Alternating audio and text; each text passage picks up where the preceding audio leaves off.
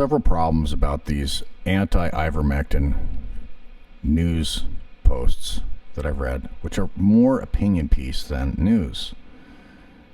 The claims that they're making are about the use of ivermectin for treating COVID-19, and they don't look at evidence. They will generally say there isn't good evidence or there is no scientific evidence. That's false. There's a good meta-study out of the UK, 7 researchers, and it's a meta-analysis of 15 different studies where they tried to find evidence regarding ivermectin as a prophylactic and a treatment for COVID-19. They used proper techniques for eliminating bias and error in their meta-analysis. And this is essentially the gold standard for research to support efficacy. So there's good evidence that ivermectin is an effective prophylactic, strong evidence that it is highly effective as a prophylactic and a treatment for COVID-19. So can you get it? Well, the answer is no, you can't get it. And the reason you can't get it has to do with money.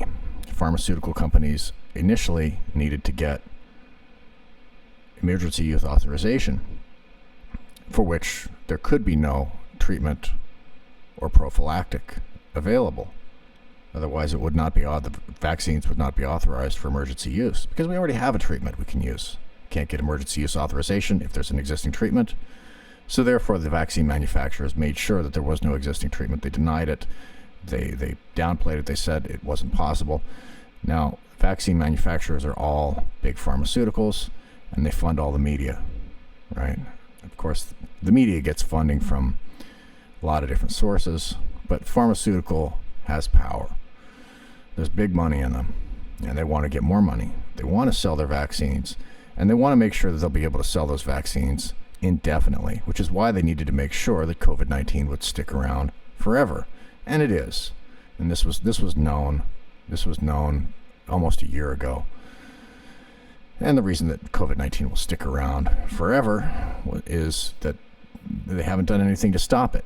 And it's evolving, and it changes. And you can't, it's like whack-a-mole. You get one vaccine that's effective for the so-called wild type, which isn't even wild to begin with because it was manufactured, most likely. And then what? You get a variation on that, an evolutionary escape variant that's able to resist the vaccine to a certain degree, an increasing degree, a greater degree, another variation. This is how evolution works.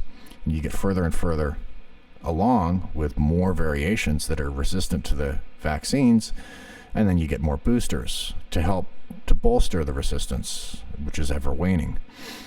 You see, and that's what they want. They want to keep selling those boosters.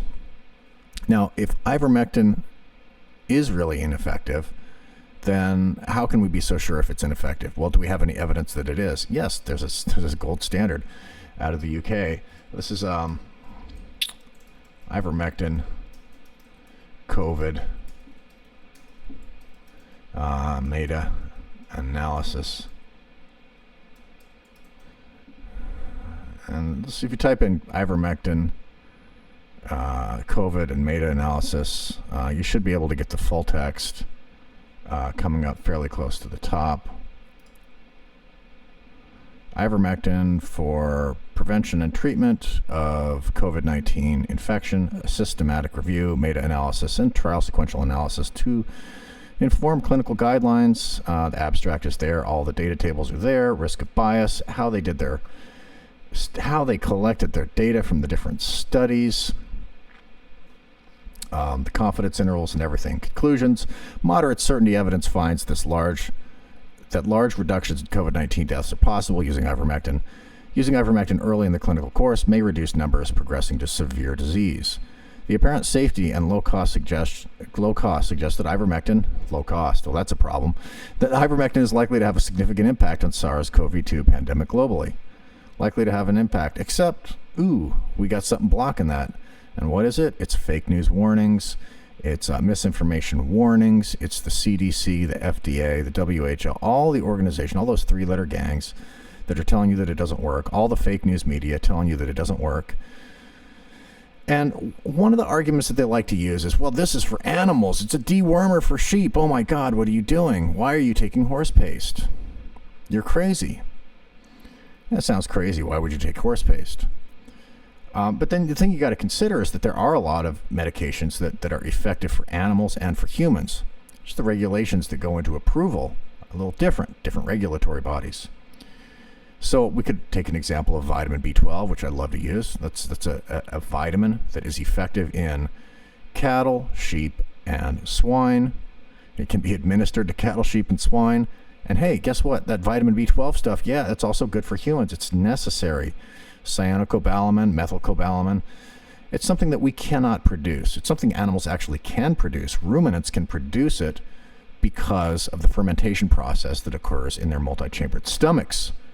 We don't have one of those, right? We have a lumen, which can produce some bacteria, which may be able to generate some vitamin B12, but not in substantial, significant amounts, which is why people either need to eat some form of vitamin B12 in the form of fermented foods or in the form of animal foods or in the form of a supplementation, either injection or oral, some form of vitamin B12. You need it. You can't live without vitamin B12. It's necessary. Animals need it. Humans need it. We need it. So there's a drug, or vitamin, I should say, that's necessary for humans. And what about other drugs? Well, insulin. What about insulin used in animals and in humans? Now, what about things for degenerative joint disease? Well, we have drugs that are, used for both animals and humans, like pentosan sulfate, which is used in Europe for joints for humans. But in America, it's only for animals. Right, so we get this crossover. Some things are approved for humans, some things are approved for animals. Now in the U.S., is ivermectin approved for humans? Well, actually, yes, it actually is. They just make it hard to get. And why would they do that if it's safe and effective? Is it safe? Well, as the study says. The study says here, using ivermectin early in clinical trial numbers may reduce numbers progressing to severe disease. Apparent safety and low cost suggests that ivermectin is safe and effective. Okay, so it looks like it's safe and effective. Ivermectin is safe and effective. Okay, so then why are people taking horse paste? Well, because you can't get it, because they've blocked it. You need a prescription to get it for humans, and the pharmaceutical companies don't want people to get it. They make sure that the hospitals won't get it. It's not part of standard of care. The CDC is saying it doesn't work. The FDA is saying the same thing. You shouldn't take it. It's dangerous.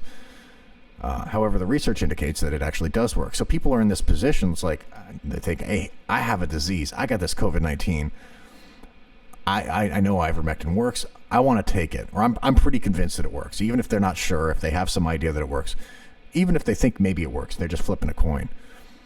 It's still, it's an individual choice of whether or not they want to use it. So once they've made that decision to decide to say, hey, I am going to try this ivermectin stuff, then they think, well, hey, I have a right to try it because the doctor says that I'm going to go into the ICU and that's my next step. I either get better on my own or I go into the ICU. I want to try this ivermectin stuff and see if I can avoid that situation because this ivermectin stuff doesn't seem to have bad side effects. So they try it. And how are they going to even be able to do that? Well, they can look up the dosages and they can find out, okay, so how much ivermectin is in this horse paste? And they can find out, okay, this is how much is in there. I need 0.2 milligrams per kilogram of body weight. So they figure out how many kilograms do I weigh as a human organism. And then they say, okay, so how many milligrams should I be taking? The 0.2 milligrams times my body weight. All right, so if you weigh 100 kilograms, then you would need 20 milligrams of ivermectin. So how are you going to get that? Well, then you figure out, okay, how much is in this horse paste, and then you divide it by that number. And so that's what people are kind of doing. That's not to say that that's the perfect solution.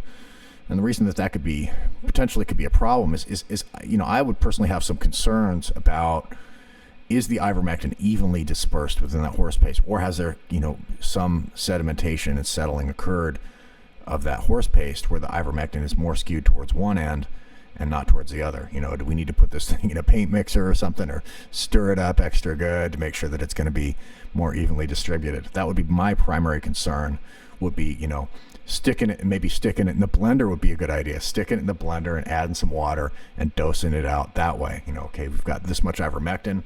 We're going to put it in the blender with this much water, and then based on the total volume of the ivermectin and the total volume of water, this is how much volume of water I need to drink. That could be one potential way that people might want to dose it. And it's not medical advice, but it's one way people might want to figure it out. And the reason people are trying to figure these things out is because the risk-reward ratio is there, right? When there's evidence that shows that ivermectin is effective against COVID-19. We've got this meta-analysis that shows it to be effective, low cost, safe. Then why not try it? Why not give it a try? The worst thing that's going to happen is it's not going to probably work. Probably not going to have severe side effects at the right dose. If we can calculate the right dose, we can take the right dose, we're going to get low side effects. Now, so what the media wants to do now is to go in and spin it like, people are off, deranged, crazy people are taking horse meds out of desperation, and it's just a crazy thing to do. Why would you take veterinary medicine? But once you break it down and you start to actually understand why people are doing that, it starts to kind of make sense. You start to understand, okay, we looked at this study here, and the study is titled Ivermectin for Prevention and Treatment of COVID-19 Infection, a Systematic Review, Meta-Analysis, and Trial Sequential Analysis to Inform Clinical Guidelines. We got the free full text here, PubMed Central article. You click on that PMC full text icon in the right-hand side of the right-hand column of that page. Takes you to the full text of it. It's a study out of the UK, 7 researchers on it. And this is the gold standard for medical research, for scientific research. It doesn't get much better than this. So that's why people are taking horse paste. I hope that answers your question. I hope that makes sense to you. If you don't want to take horse paste, then don't take it. Hopefully you just don't get COVID in the first place.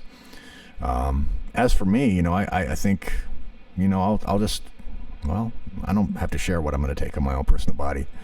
But there are a lot of other things that can be used to increase interferon levels, to increase immune system response, to keep those growth hormone levels high, to keep the white blood cell count high. A lot of other things that you can do to boost your immune system, which I'm doing, and I'm happy with that. So what I'm doing is working out for me. Thank you for watching.